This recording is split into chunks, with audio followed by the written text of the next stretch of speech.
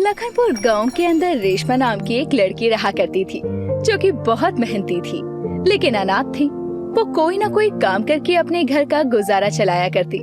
जब वो 10 साल की थी तो उसकी माँ चल बसी, जिसके कुछ सालों बाद उसके पिता उसे गांव में अकेला छोड़कर शहर चले गए और फिर वापस कभी आकर उसकी खोज खबर तक नहीं ली। कुछ न कुछ काम करके वो लड़की अपना पेट पाल रही थी। एक दिन उसके घर विमला काकी कुछ लड्डू लेकर आती है और कहती है, ले रेशमा, ये लड्डू मैं तेरे लिए लेकर आई हूँ। घर पर बच गए थे तो मैंने सोचा तू खा लेगी। वैसे भी गरीब बच्ची का पेट भरना चाहिए, जैसे भी भरे। शुक्रिया काकी। और मेरे पैसे? कैसे पैसे रेशमा? किन पैसों की बात कर रही है तू?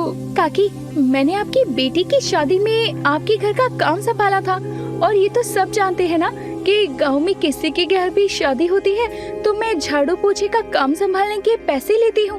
अरे कैसी बातें कर रही है रेशमा, अब अपनी काकी से भी पैसे लेगी क्या? पैसे के बदले लड्डू तो दे रही हूँ ना। तू तो जानती है तुझसे तो कुछ नहीं छुपा है, मेरे पास कोई पैसे नहीं है। ये लड्डू लेने हैं तो ले ले।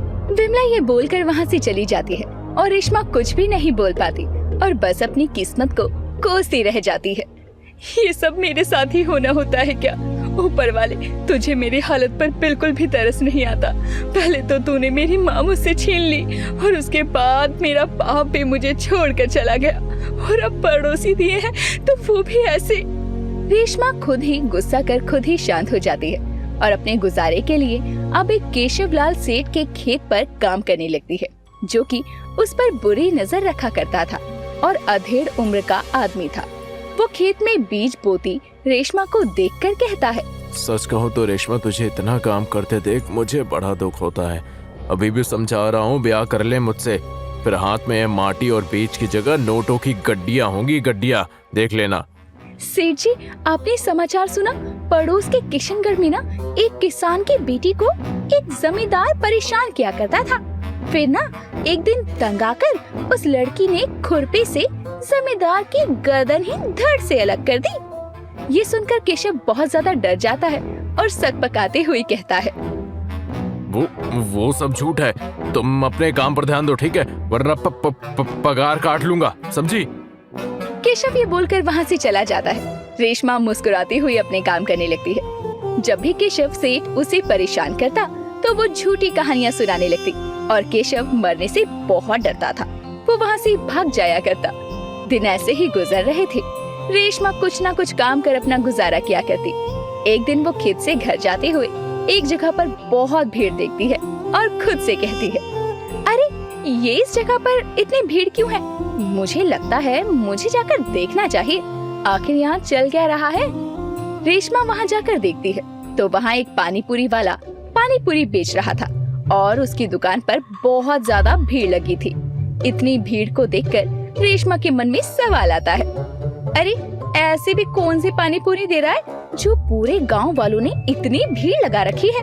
औरतें तो छोड़ो, आदमी भी दुकान पर खड़े होकर पानी पूरी खा रहे हैं। मुझे भी ये पानी पूरी खाकर देखनी चाहिए, आखिर ऐसा क्या है इसकी पानी पूरी में। रेशमा ये बोलकर अपनी जेब को टटोल कर देखती है तो उसके पास मात्र 10 रुपए थे। वो 10 रुपए का नोट देखकर खुद से ही बोलती है, एक काम करती हूँ, 10 रुपए की पानी पूरी खा लेती हूँ, आखिर पता तो चले कि इस पानी पूरी में ऐसा है क्या जो गांव वालों ने इसकी दुकान पर जमावड़ा लगा रखा है। रेशमा भी ये कहकर उस भीड़ में शामिल हो जाती है और पानी पूरी का इंतजार करने लगती है।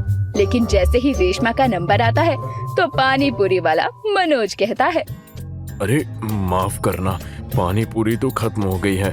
कोई बात नहीं, मैं फिर कभी यहाँ आऊंगा तो सबसे पहले तुम्हें ही पानी पूरी खिलाऊंगा, ठीक है? खत्म हो गई? ऐसे कैसे खत्म हो गई?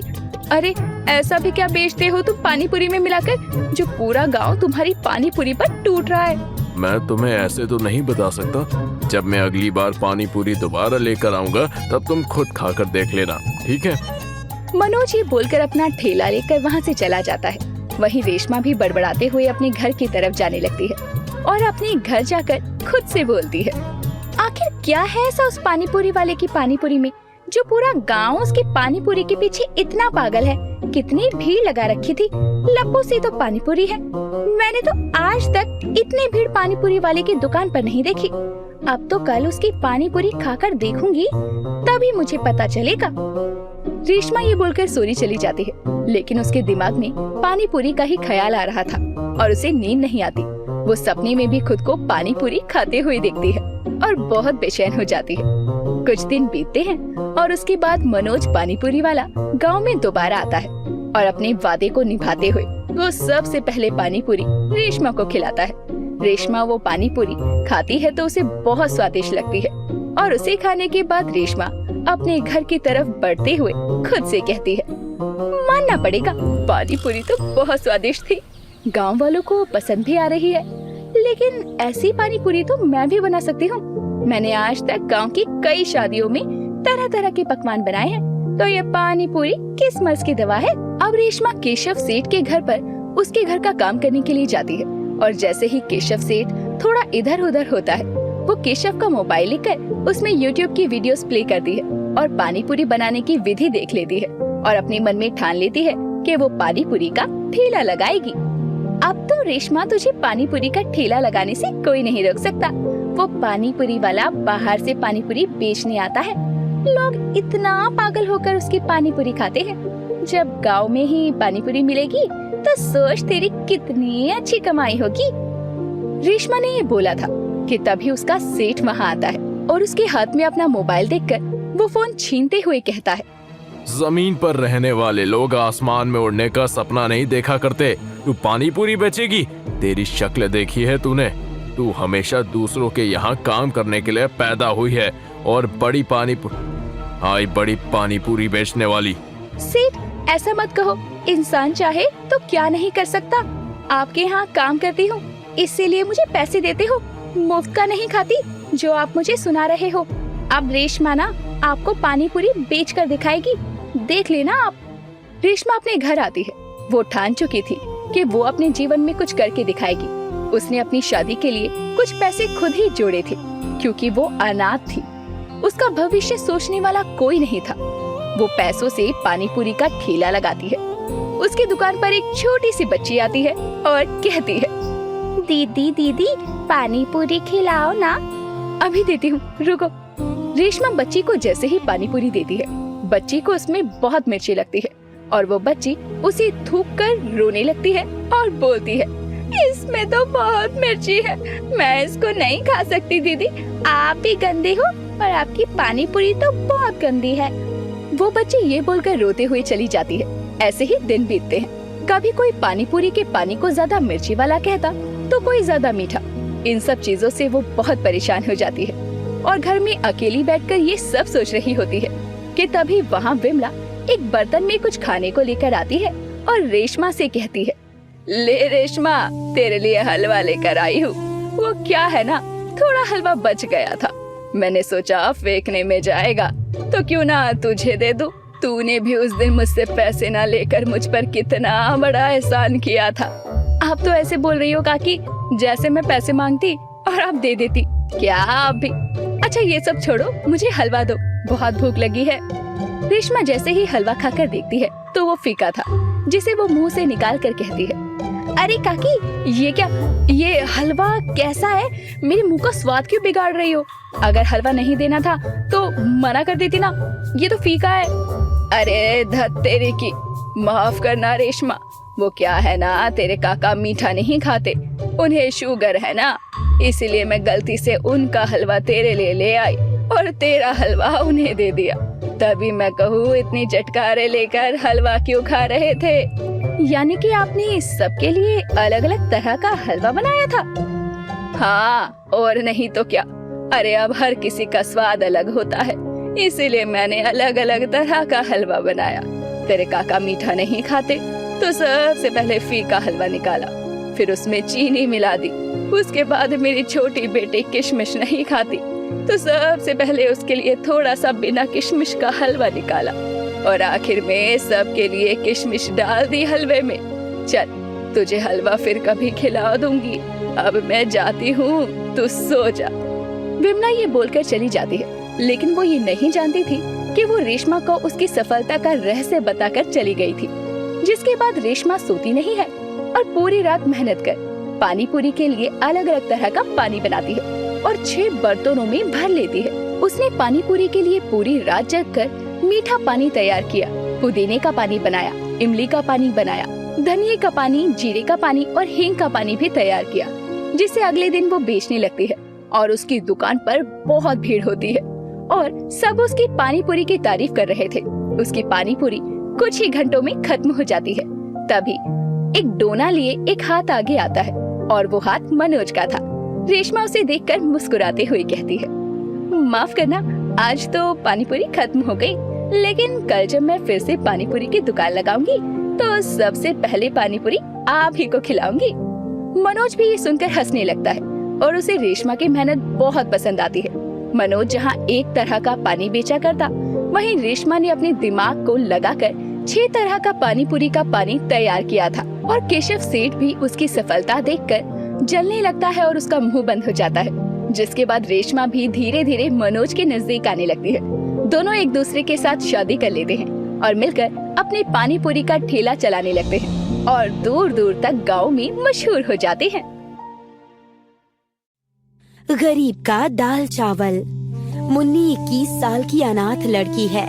अपना पेट पालने के लिए वो कचरे में से बोतल जमा करके कबाड़ी को बेचती है। मुन्नी के पास पक्का घर नहीं था, वो झोपड़ी में रहती है। बारिश के मौसम में उसके घर में पानी आ रहा था। अचानक से तेज आंधी आई और उसके घर की छत उड़ गई। परेशान हो गई हूँ मैं। क्या फायदा ऐसी जिंदगी का? भगवान, आप मुझे उठा क्यों नहीं लेते? तंग आ गई हूँ मैं। हर कोई मुन्नी को गंदी नजर से घूरता था।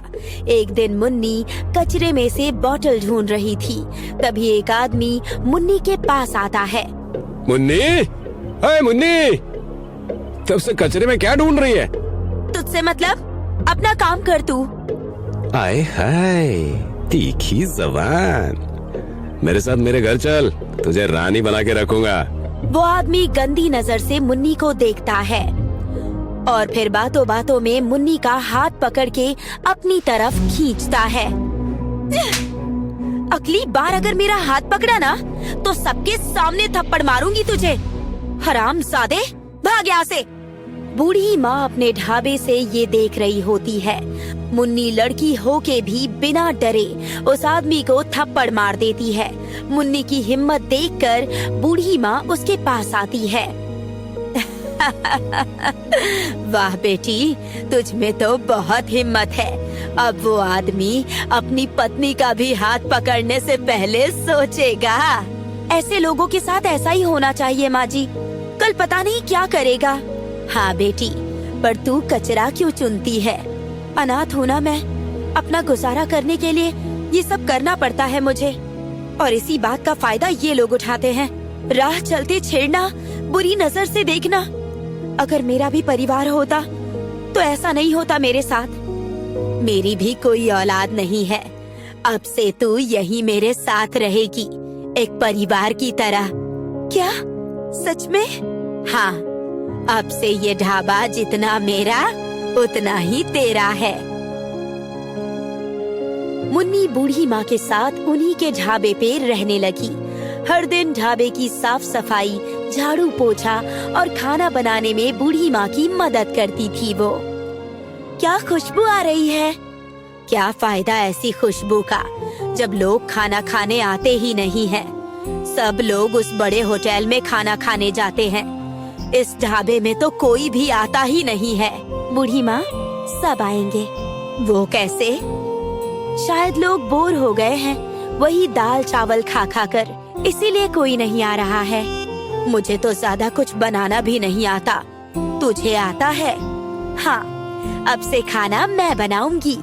मुन्नी ने दाल चावल की जगह खट्टी दाल और मिर्च वाले चावल बनाए। मुन्नी के खाने की खुशबू बाहर तक आ रही थी। खुशबू इतनी अच्छी थी कि बूढ़ी माँ से रहा नहीं गया और वो एक प्लेट में खाना परोसकर खाने लगी। अरे वाह मुन्नी, क्या दाल चावल है। मुझसे तो रहा नहीं जा रहा है, थोड़े और दे देना। हाँ हाँ, अभी देती हूँ। ऐसे ही घूमते घूमते 4-5 लोगों का ग्रुप उनके ढाबे पर आता है। कहिए, क्या दूं? यहाँ का स्पेशल खाना क्या है वो दे। थोड़ी जल्दी दे, पेट में चूहे दौड़ रहे हैं। अभी तो खट्टी दाल और मिर्च वाले चावल हैं। जो भी है जल्दी दे दो। मुन्नी ने उन्हें खट्टी दाल और मिर्च वाले चावल दिए। सब लोग बड़े चाव से खाना खाने लगे, जैसे कई दिनों के भूखे हो। उन्होंने दोबारा खट्टी दाल और मिर्च वाले चावल मंगवाए। इस खाने के सामने तो बड़े बड़े होटल का खाना भी फेल है। अब से मैं यही खाना खाने आऊंगा। हाँ, मैं भी। दोनों बहुत खुश होते हैं। तुम्हारी वजह से मेरा ढाबा फिर से चल पड़ा है बेटी। धीरे धीरे उनके ढाबे पर लोगों की भीड़ बढ़ती गई। लोग दूर दूर से खट्टी दाल और मिर्च वाले चावल खाने आने लगे। क्या स्वाद है, मजा आ गया। लोगों की बढ़ती भीड़ के साथ मुन्नी का काम भी बढ़ गया। मुन्नी ने एक लड़के छोटू को काम पर रख लिया और दूसरी तरफ बड़े बड़े होटल वालों का नुकसान हो रहा था। उन्हीं में से एक था विवेक। इनके खट्टी दाल और मिर्च वाले चावल की वजह से हमारा होटल बंद ना हो जाए। कुछ ना कुछ तो करना पड़ेगा। विवेक मुन्नी के ढाबे पर नजर रखने लगा। कितने कस्टमर्स आते हैं, कौन कौन ढाबे पर काम करता है, सब कुछ। एक दिन विवेक छोटू को रास्ते में रोक लेता है। ओ छोटू। जी कहिए, आपको मेरा नाम कैसे पता है? तेरे बारे में मुझे बहुत कुछ पता है। छोटे से घर में रहता है, तुझे बाइक खरीदनी है, पर तेरे पास उतने पैसे नहीं है। आपको मेरे बारे में इतना कैसे पता? ये सब छोड़, तुझे बाइक चाहिए ना, मैं दिला दूंगा। उसके लिए तुझे मेरा एक छोटा सा काम करना होगा। विवेक ने छोटू को पॉइजन की छोटी सी शीशी दी। तू चुपके से खाने में ये डाल देना, डर मत, इससे कोई मरेगा नहीं। किसी को पता चल गया तो? किसी को कुछ पता नहीं चलेगा। तुझे बाइक चाहिए या नहीं? हाँ हाँ। छोटू चुपके से खट्टी दाल में वो केमिकल मिला देता है। लोगों की भीड़ हर दिन की तरह भरी हुई थी। सब लोग जहर वाला खाना खा लेते हैं। खाना खाने के थोड़ी देर बाद लोगों की तबीयत खराब होने लगती है। सब लोग उल्टियाँ करने लगते हैं और विवेक तुरंत फूड ऑफिसर को वहाँ बुलवा लेता है। हमें कंप्लेंट मिली है, आपके खाने में पॉइजन मिला है। क्या? नहीं सर, मैं अपने खाने में कोई मिलावट नहीं करती हूँ। आप चेक कर लीजिए।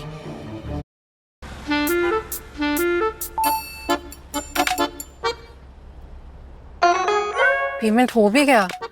Amazon पे स्मार्ट है, लो लाइट में किसी भी QR पे कहीं भी चलता है। स्विच टू Amazon पे करने का स्मार्ट वे।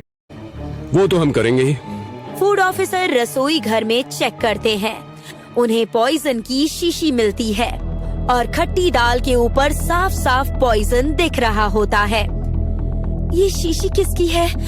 मुझे नहीं पता, और किसने ये दाल में मिलाई मैं ये भी नहीं जानती हूँ। जहर मिलाती है। अब तुझे जेल में पता चलेगा कि लोगों की जान के साथ खेलने का नतीजा क्या होता है। मुन्नी ऑफिसर को समझाने की कोशिश करती है, पर कोई भी मुन्नी की बात नहीं मानता है और मुन्नी को जेल हो जाती है। विवेक बहुत खुश होता है। लोग पहले की तरह उसके होटल में आने लगते हैं। बहुत अच्छा लग रहा है। इतने दिनों बाद फिर से इतने लोगों की भीड़ देख के अब भगवान जाने अब मुन्नी की क्या हालत होगी। विवेक छोटू को एक महंगी बाइक दिला देता है। अब से ना तू मुझे जानता है ना मैं तुझे। हाँ। 6 महीने बाद जैसे तैसे बूढ़ी माँ मुन्नी की जमानत करवाती है। अब फिर से मुझे अपना ढाबा चालू करना होगा। पहले ये पता लगाना होगा कि पॉइजन की शीशी आई कहाँ से थी। मुन्नी ढाबे पर पहुँचती है। ढाबे की हालत बहुत खराब थी। तभी मुन्नी छोटू को देखती है, एक महंगी बाइक पर सवार। मुन्नी को छोटू पर शक हो जाता है। मुन्नी छोटू के घर जाती है। छोटू कहाँ है? अरे मुन्नी जी, आइए आइए, बैठिए ना। छोटू अभी आता ही होगा। आपने गांव की जमीन क्यों बेची? मुन्नी, हमारी गांव में कोई जमीन ही नहीं है बेटा। क्या? तभी छोटू आया और मुन्नी को देखकर डर गया। छोटू का डरा चेहरा देखकर मुन्नी समझ जाती है कि हो ना हो ये सब छोटू का ही किया धरा होगा। छोटू आजा, बैठ। तुझे पता है मैं जेल में 6 महीने थी। पुलिस ने ज्यादा कुछ नहीं किया क्योंकि मैं लड़की हूँ ना। पर अगर मान ले कि अगर तू मेरी जगह होता तो तेरी चटनी बना देते वो लोग। मुझे क्यों मार रहे हो? सारा प्लान तो उसका था। छोटू पुलिस के डर से विवेक के बारे में सब कुछ बता देता है। छोटू की माँ कहती है, बाइक के लालच में तूने कितनों की जिंदगी के साथ खेला है। अरे अगर कोई मर जाता या फिर वो खाना हम खा लेते तो? मुन्नी के बारे में सोच, उसकी क्या हालत हुई होगी जेल में। मुझे माफ कर दो मुन्नी दीदी, तभी मुझे कुछ समझ में नहीं आया। ठीक है, पर छोटू अब तुझे मेरा एक काम करना होगा। जो तूने विवेक के कहने पर किया ना, वो सब तुझे फूड ऑफिसर को बताना होगा। छोटू ने फूड ऑफिसर के सामने सब कुछ साफ साफ बोल दिया। फूड ऑफिसर विवेक को सबके सामने गिरफ्तार करते हैं। मुन्नी, मैं तुझे छोड़ूंगा नहीं। पहले जेल से तो आजा। मुन्नी फिर से अपना ढाबा शुरू करती है। खट्टी दाल और मिर्च वाले चावल। कुछ लोग ही खाना खाने आते हैं, पर वक्त के साथ मुन्नी का ढाबा फिर से चलने लगता है। मुन्नी की हिम्मत ने उसका साथ आखिर तक दिया।